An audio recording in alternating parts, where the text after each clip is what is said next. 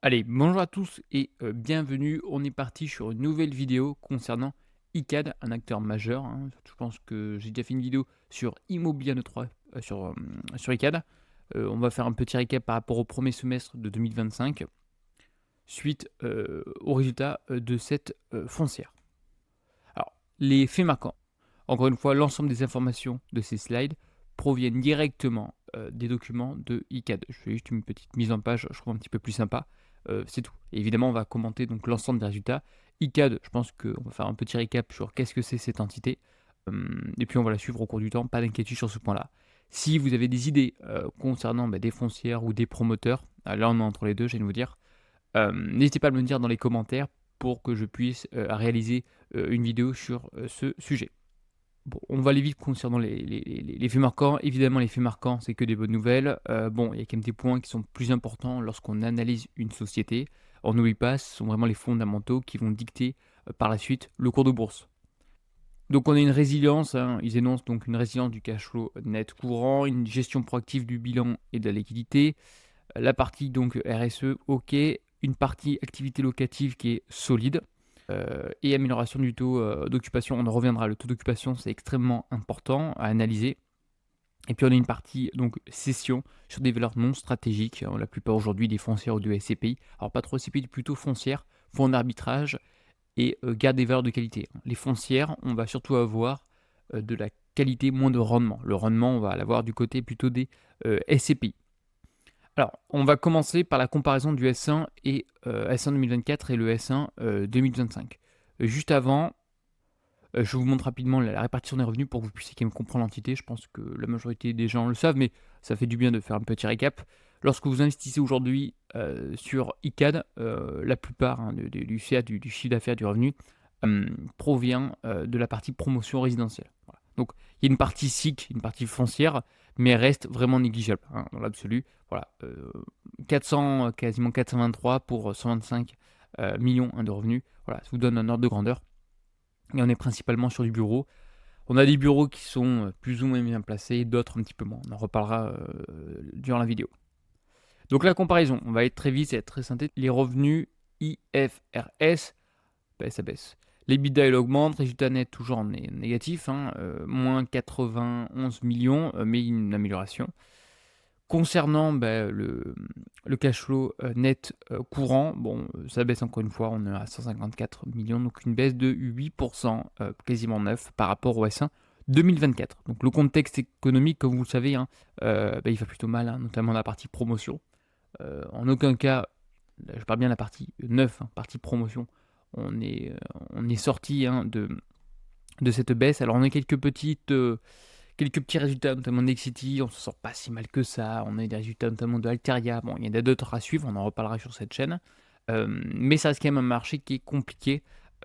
Et lorsqu'on dépend fortement de la promotion, sachant que c'est un marché cyclique, et bien évidemment, on se rend compte directement sur les résultats. Donc, lorsque vous investissez sur ICAD, gardez en tête que c'est la partie promotion et que c'est cyclique. Juste au passage, n'oubliez pas de rejoindre le groupe Patreon. C'est là généralement où je donne pas mal de petites nouveautés sur par exemple les sociétés que vous souhaitez qu'on analyse sur les share acquisitions. La partie analyse, par exemple, j'analyse les comptes de résultats d'entreprises comme Alexandria sur quasiment 14 pages sur un PDF, ainsi que l'ensemble des vidéos en avant-première, vous les avez sur Patreon. Voilà, c'est un canal où on échange, où je peux déposer également des fichiers PDF, où je mets généralement des avant-premières. Donc surtout, n'hésitez pas à les rejoindre, c'est gratuit. Cash flow net courant, donc activité donc non stratégique, moins 22%, principalement à cause de la réduction des dividendes reçus des activités de santé. Je rappelle, il y a une cession. Ils ont vendu un arbitrage, ils ont vendu la partie santé, et maintenant ils vont se concentrer plutôt sur les résidences étudiantes. Bon, on verra ou non si c'est une bonne idée. Je rappelle également, en termes d'actionnaires, on a la CDC. J'ai une très bonne remarque sur ce sujet. La CDC, c'est la Caisse des dépôts et conciliation. Même si c'est une boîte qui a des résultats qui ne sont pas exceptionnels, ça m'étonnerait fortement qu'elle fasse faillite, parce qu'on a la Caisse des dépôts et conciliation qui investit dans celle-ci. Concernant la synthèse financière, on l'a vu rapidement, les variations dans le négatif partout, on a une amélioration au niveau de l'EBITDA et du résultat net part du groupe. Les points clés, on a des baisses des revenus locatifs dû au départ des locataires en 2024, donc ça c'est pas forcément un excellent point. Il n'y a pas une très bonne rétention, comme on a vu par exemple sur Exford, on a une rétention qui est à hauteur quasiment de 65 à 70%. Pourquoi? Parce qu'on a des actifs prime de qualité. Ralentissement, bon, la partie donc, promotion, surtout tertiaire, c'est une catastrophe. Et on l'a vu, réduction des dividendes. Je reviens rapidement sur le rapport, hein, c'est bien d'avoir des chiffres. Enfin, c'est même la partie qui est indispensable selon moi, on n'investit pas sans chiffres. On va regarder.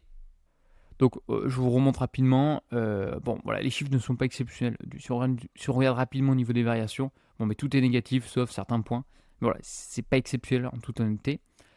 Concernant la partie ANR, je sais qu'on me pose pas mal cette question. Alors, il y a différentes méthodes pour analyser une foncière, encore une fois, c'est mon point de vue, et ça regarde seulement moi. J'utilise moi 3 méthodes. Première méthode, on a la méthode DCF, c'est-à-dire on va faire une projection sur les flux de trésorerie. Là, le premier temps sur ICAD, c'est qu'on a un parti promotion. Et promotion, c'est cyclique. Donc, c'est compliqué de faire une projection. Généralement, on se projette lorsque l'entreprise dégage des flux de trésorerie qui sont dans l'absolu plutôt constants, comme une foncière classique. Là, il y a la partie promotion. Deuxième méthode, c'est la méthode par comparaison. On n'a pas beaucoup non plus de foncières qui font mixte promotion foncière. On a Altarium, Altarium n'est plus sur du commerce, moins sur du bureau, donc c'est pareil, c'est compliqué. Et après, on a une troisième méthode, c'est via l'ANR, donc c'est l'actif net réévalué. Aux États-Unis, on appelle ça le NAV, Net Asset Value. Et donc ça donne un ordre de grandeur. Là, on peut se rendre compte qu'aujourd'hui, bon, ça corrige toujours notre ANR, donc notre actif net réévalué. Il baisse dans l'absolu entre 5 à 6%, c'est quand même non négligeable. Ceci étant, on a une très grosse décote. Si on regarde, on a quand même une très grosse décote. C'est bien de regarder les données par action. Donc, est-ce qu'aujourd'hui, ICAD est décoté? La réponse est oui, un grand oui. Est-ce qu'il faut investir à tout prix dans celle-ci? La réponse est pas forcément. Encore une fois, il y a des entreprises, des entités qui ont une décote très importante depuis des dizaines d'années. Donc, pour moi, ça vous donne une indication, c'est bien, mais il ne faut pas se fier que sur l'ANR. Bilan et valorisation des actifs. Donc, on a vu la NAV, la Net Asset Value, par action qui s'établit environ à 56 euros. Ça corrige. On a une perte nette donc, du trimestre, baisse également du portefeuille sur la partie foncier et le versement de la compte du dividende. Concernant la GAV, c'est Gross Asset Value qui s'élève à 7,2 milliards. Encore une fois, on est en baisse. C'est même chose, même topo, donc c'est pas forcément exceptionnel. Le ratio LTV, donc c'est Loan to Value, reste bien en dessous du seuil. On a un covenant avec les banques de 60%. Témoigne d'une structure financière plutôt saine, malgré un contexte difficile. On a une dette net EBITDA à 8, VS 10 en 2024, donc ça c'est un très bon point. On va réduire au maximum l'endettement, comme Nexity, c'est leur objectif. ICR, on a 7, c'est quand même pas mal. Je rappelle, on était à 14,50 en 2024, c'est vraiment super. Voilà, dette net EBITDA, on est quand même endetté par rapport à une share acquisition, on est environ entre 2 et 3. Après, là, on est sur l'immobilier, donc évidemment, la dette est indispensable. LTV, c'est pas mal, 38, c'est très bien. Et coût moins de la dette, on est à 1,59. Bon, mais ça, c'est un gros point, contrairement à d'autres promoteurs. Répartition, concernant le portefeuille immobilier, on est principalement sur du bureau. Là, je vous parle sur la partie foncière. On est à 83% sur du bureau, une petite partie locaux d'activité, et après, le 5% c'est autres actifs. Et on verra prochainement sur la partie résidence étudiante qui va arriver prochainement. Là, c'est l'évolution du périmètre constant. Bon, dans l'absolu, tout baisse, à part les locaux d'activité. On va voir ça tout de suite sur le document en question. Ce que j'ai bien regardé, ce sont les revenus locatifs bruts. Bon, on a quand même une correction.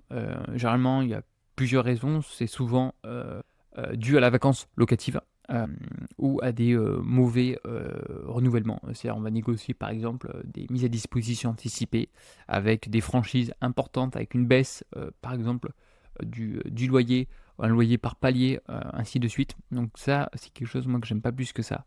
C'est pas forcément un très bon signe. Cession, il y en a pas mal. Oui, très bien. Après, vendre des actifs maintenant, lorsqu'on est au plus bas, bon, je sais pas au cap rate combien ils ont vendu, leur taux de cap, mais bon, voilà. Ça fait un petit peu de liquidité, on en a quand même besoin. Concernant la valeur du patrimoine hors droit, bon, ça baisse toujours. Activité locative signée, bon, c'est bien. On arrive à signer des baux ou à les renouveler. Donc, oui, très bien. Mais on ne connaît pas les prix. Donc, je vais vous dire, oui, on a plus 42. Mais si on a signé quelque chose, parce que là, à mon avis, c'est du loyer facial, je pense. Bon, à suivre au cours du temps. Taux de vacances EPRA, mais ça augmente, hein, c'est quand même pas bon signe, 17%, c'est quand même significatif. Concernant le TOF, on le retrouve également sur les SCPI, on est à 83%, c'est pas exceptionnel. Il faut être au moins 85, allez, 90, ça dépend encore une fois de la typologie des actifs, mais voilà, c'est quand même assez conséquent. Heu durée résiduelle ferme des baux, c'est un petit peu le WALT, c'est-à-dire au bout de 3,2 ans, on va arriver à la fin des baux et donc il faudra renégocier et donc là, c'est un moment critique pour savoir, hein, bah, est-ce on arrive à les relouer plus cher? Est-ce que voilà, donc dans 3,2 ans, ça nous donne très peu enfin, une visibilité sur 3 ans, je trouve ça assez faible. Si par exemple on compare sur Alexandria, où on a quand même 12 ans, on sait que pendant 12 ans, quoi qu'il arrive, on a nos flux de trésorerie qui sont, sécurisés. Bon, les revenus locatifs, on a vu, ça corrige partout. Bon, concernant les bureaux, ils distinguent donc 2 types de bureaux. Des bureaux qui sont bien positionnés, des, bureaux, on va dire, un petit peu moins bien. Bon, dans l'absolu, qu'est-ce qui se passe? On a quand même des corrections qui sont importantes, évidemment, sur les bureaux les moins bien, localisés. On a une correction qui est quand même de 12, ce qui est quand même assez important. Les bureaux de qualité, ça corrige, mais dans une moindre mesure, mais c'est quand même 2,6, soit une correction totale de 4,3. Pourquoi? Parce que, fort heureusement, des bureaux qui sont considérés comme bien positionnés, ça représente les revenus les plus importants, avec 126 millions. On a la partie autre, bon, avec plusieurs 4, mais voilà, dans l'absolu, il y a quand même une correction des revenus, c'est pas exceptionnel. En toute honnêteté, on a quand même des entreprises qui se comportent mieux en termes de bureaux. J'ai en tête Gessina, hein, si vous voulez investir sur le QCA, c'est le quartier central des affaires de Paris, partez plutôt sur cette entreprise en question. Et puis après, on a une petite structure, hein, pareil, que j'aime bien, parce que on est skin the game et on est plutôt sur des bureaux dans les grandes métropoles françaises. On va être sur INEA, mais je pense que le bureau repartira, hein. Mais on est aujourd'hui principalement sur des actifs de qualité très bien placés et sur des petites surfaces. Ce qui va changer d'il y a quelques années en arrière. Et l'autre point que je voulais également vous partager, c'est le taux d'occupation. Pareil, comme vous savez, c'est un point qui est extrêmement important. Concernant les bureaux bien positionnés, on est à 88, hein, on a dit 89. C'est pas si mal que ça, il y a une petite amélioration. Et on a une durée moyenne des baux, donc dans 3 ans, c'est quand même assez court. J'ai un peu peur sur ce point-là, mais écoutez, on verra. Parce que bien positionné, concrètement, c'est pas trop ce qu'il y a à l'intérieur. Il faudrait vraiment creuser dans le détail. Mais bon, 88, ok. On n'est pas au-dessus de 90. Moi, ce que j'ai peur, c'est en 3 ans que ce taux chute drastiquement. Ou que ce taux se maintienne, mais avec des loyers inférieurs. Et les bureaux avec une localisation un peu moins qualitative que celle-ci, on est à 51,7% de taux d'occupation financier. 51, bon, c'est juste catastrophique, hein. On était à 64 le 31-12-24, donc tout le monde fuit. Donc on va se retrouver avec des bureaux vacants. Les bureaux vacants ne signifient pas seulement une perte d'argent, mais ça nous coûte de l'argent d'entretenir des bureaux vacants, avec toutes les taxes, hein, en France, hein, donc les taxes sur le stationnement, les taxes sur les bureaux, ainsi de suite. Voilà, ça coûte de l'argent, donc là, ça va être on va en perdre, hein, tout simplement. Donc voilà, 51,7, c'est très très très mauvais. La question, évidemment, c'est pourquoi on ne le vend pas, hein, j'anticipe certaines questions. Oui, hein, sauf qu'il y a pas mal de foncières qui veulent vendre aujourd'hui leurs bureaux qui sont pas exceptionnels. Très bien, mais à quel prix? Pourquoi le convertir en logement? Oui, mais ça coûte extrêmement cher et c'est très peu rentable. Donc voilà, il va falloir que les assets travaillent sur ce type de bureau pour savoir qu'est-ce qu'ils peuvent en faire, tout simplement. Alors vous inquiétez pas, hein, il n'y a pas que ICAD qui est dans cette situation-là, on a également beaucoup d'assurances. Mais voilà, et l'autre point de vigilance, ça va être la durée des baux. 2,5 ans, c'est pareil, c'est plutôt très faible, hein. C'est plutôt très faible, donc dans à peu près 3 ans, on va dire, j'ai peur que le taux d'occupation financier ne cesse de diminuer. Écoutez, on verra, ça reste que des suppositions, mais en tout cas, sur les taux d'occupation financier, là, 51,7, c'est mauvais. 88, pour moi, c'est limite. Donc, on a un taux d'occupation financier de 83,6 hein, sur l'ensemble des actifs. Voilà, c'est une part de valeur qui est assez importante. On peut augmenter le taux d'occupation. Voilà. Donc, à suivre. Mais moi, déjà, promotion, c'est pas le meilleur moment, c'est pas le meilleur cycle, même si on commence à sortir gentiment la tête de l'eau. Mais la foncière, voilà, est aussi en difficulté. Concernant la valorisation des actifs, hein, sur les bureaux, par exemple, on a une baisse générale, hein. Alors évidemment, les bureaux qui ont une localisation un petit peu moins importante, voilà, ça ne pas bien. Évidemment qu'on a une baisse sur la valorisation de ces actifs en question. Mais voilà, dans l'absolu, tout corrige fortement, hein. Donc, on a un TOF qui est plutôt faible, on a un taux d'occupation qui baisse et on a également la valeur des actifs qui baisse, voilà. Moi, personnellement, ça me donne pas très envie d'investir, dans cette situation en question. Concernant les performances donc liées à la foncière, on a vu, le TOF, c'est pas exceptionnel. La répartition géographique, il faut creuser dans le détail en toute honnêteté et j'ai pas eu le temps de me, regarder vraiment chaque actif, mais dans l'absolu, c'est Paris-Neuilly 21 Nanterre 21 Défense 9 et autres régions 49 Cession très bien, ça nous fait un petit peu plus de liquidité, mais tout dépend du, cap rate. Pipeline de développement, nouveaux projets, ça c'est un bon point, avec des taux de rendement entre 7 et 7,5. Pré-bail supérieur à 50%. Après, ils ont fait également un partenariat avec donc Nomad Campus. C'est pour la partie résidence étudiante, hein, donc c'est un bon point. Euh, on verra qu'est-ce que ça donne sur du long terme. Je suis un petit peu réticent sur la résidence étudiante, mais on verra. Et investissement futur, 300 millions engagés sur 3 ans pour générer 50 millions de loyers annualisés additionnels. On a vu les revenus, ça baisse, activité locative, on a à peu près donc 20 millions de loyers donc annualisés, et le TOF, pareil, ça baisse encore une fois. Performance de la partie promotion, bon, les indicateurs clés, volume de réservation, on baisse, hein, après ça dépend, mais pour l'ensemble, presque l'ensemble des promoteurs, tout le monde souffre, hein, on a une baisse. Ce qui va dépendre, ça va être encore une fois ce que j'ai sur les mêmes propos City. Si demain on a une loi sur le statut du bailleur privé, si on a une loi sur la partie défiscalisation, une sorte de Pinel 2.0, où tout le monde se fait piner sauf le promoteur et le banquier, le CGP, hein, qui notamment prennent une rétrocommission. L'investisseur, hein, voilà, il a fait une petite, il va économiser un petit peu de sous initialement, mais à la revente, c'est catastrophique.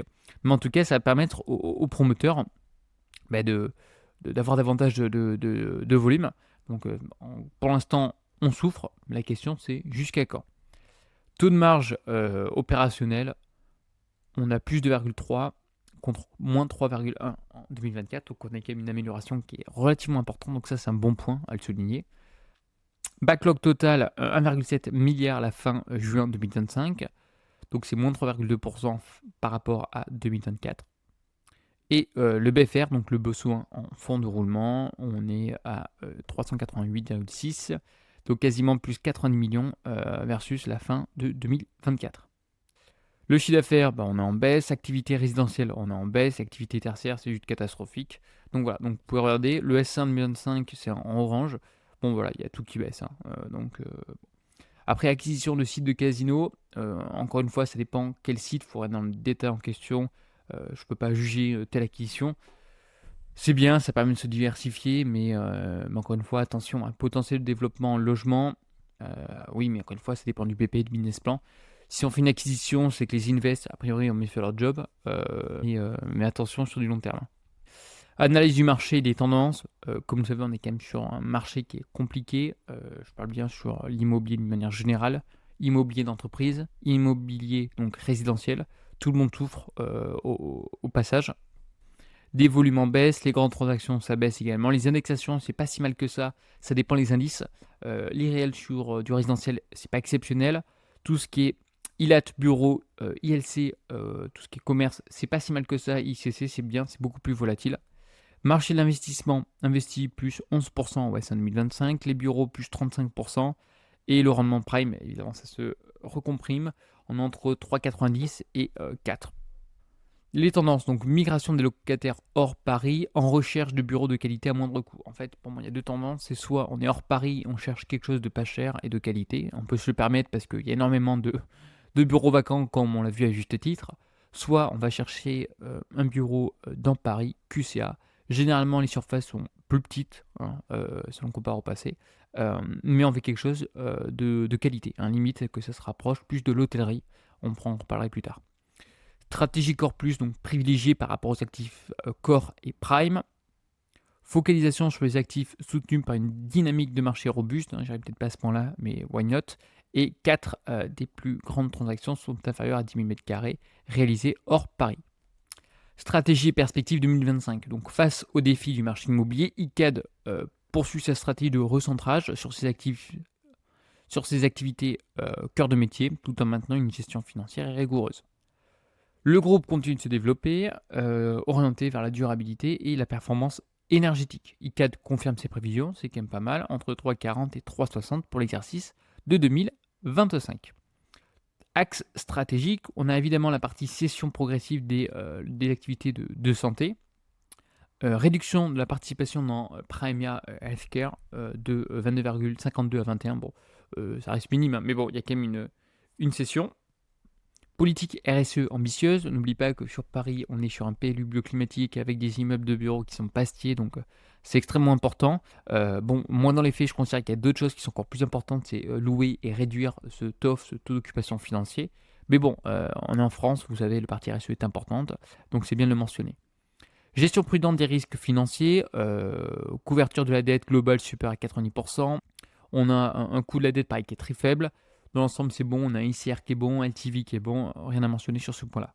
Et la partie donc diversification vers les résidences étudiantes, on verra ou non si ce choix a été stratégique pour près de 750 lits en 2028. Objectif entre 500 et 1000 lits livrés par an. Donc on va vraiment être sur une foncière, entre guillemets, entre bureaux, un peu de résidentiel, c'est ce qui résiste davantage aux crises, et une forte demande, et une partie promotion. Donc ça peut être pas mal d'avoir, entre guillemets, ces trois pôles, à voir au cours du temps si ce choix est stratégique.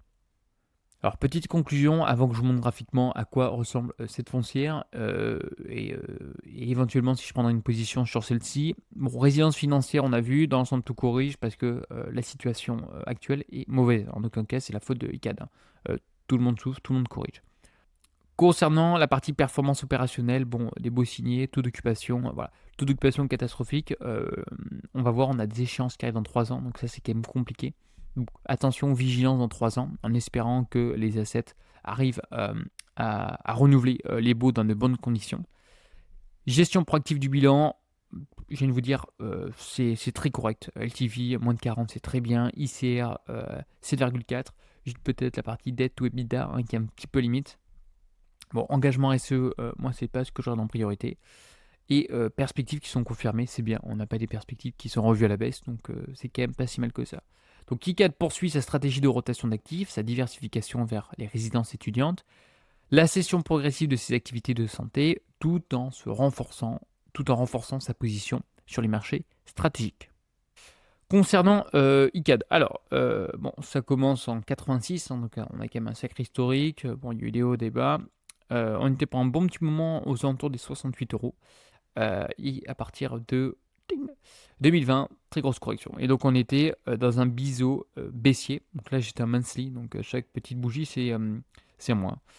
Et si je le mets maintenant en partie weekly, voilà, on était dans un biseau descendant.